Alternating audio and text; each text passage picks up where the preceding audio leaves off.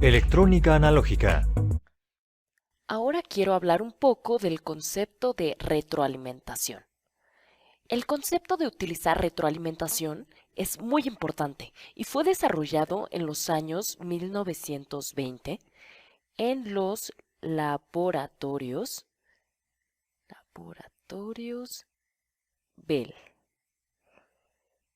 los Bell Telephone Laboratories.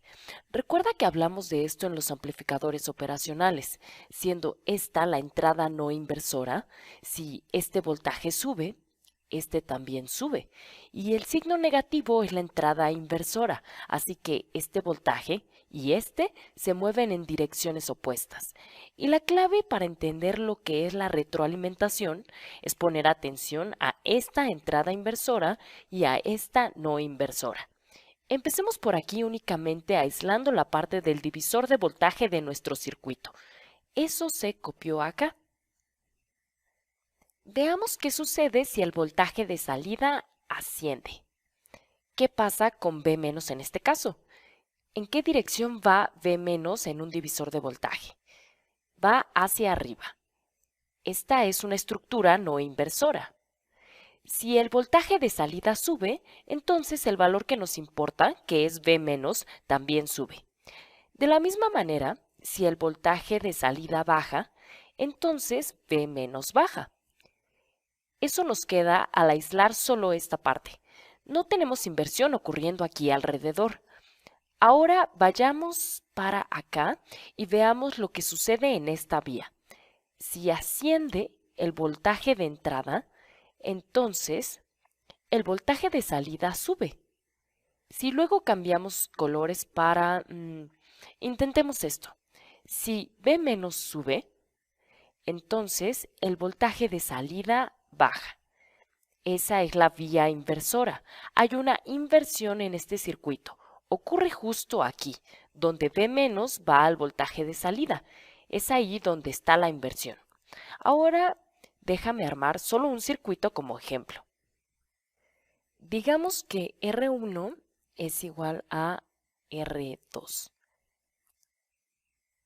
Y del último video desarrollamos una expresión de ganancia y dijimos que el voltaje de salida es igual a R1 más R2 sobre R2 por el voltaje de entrada. Y con estos valores de resistencias, el voltaje de salida es igual a 2 veces el voltaje de entrada. Muy bien. Entonces, esto es igual a 2 veces el voltaje de entrada. ¿Y cómo se afecta a este punto de aquí? V-. Este es V- y de nuestro divisor de voltaje sabemos que nuestro divisor de voltaje dice que V- es igual al voltaje de entrada por R2, que es simplemente R, sobre R más R. O V- es igual a un medio del voltaje de salida. Pongamos un voltaje aquí, pongamos un voltaje real aquí. Digamos que está a 1 volt. Bien, y viendo nuestro amplificador, sabemos que el voltaje de salida es igual a 2 volts. Y eso significa que V- es igual a un medio del voltaje de salida. Así que V- es igual a 1 volt. Hay 1 volt aquí. Digamos por ahora que algo le pasó a este circuito, que lo calentamos o algo por el estilo, y digamos que la ganancia sube un poco.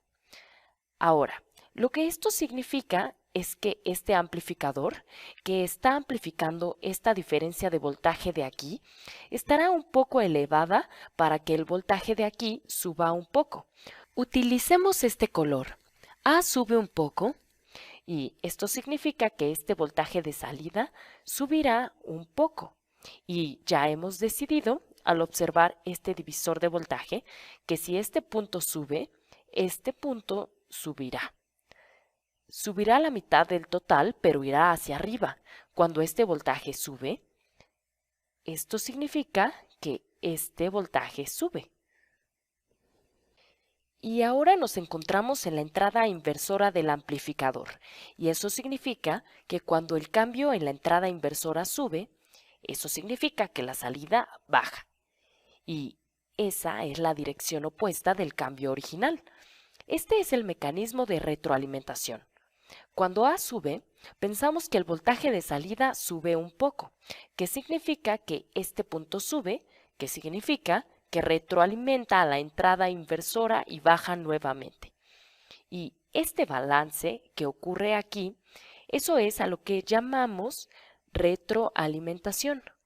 Obtienes este efecto de retroalimentación cuando se hace aquí esta conexión de regreso a la entrada inversora del op-amp. Y particularmente debido a esta entrada inversora, esto es llamado retroalimentación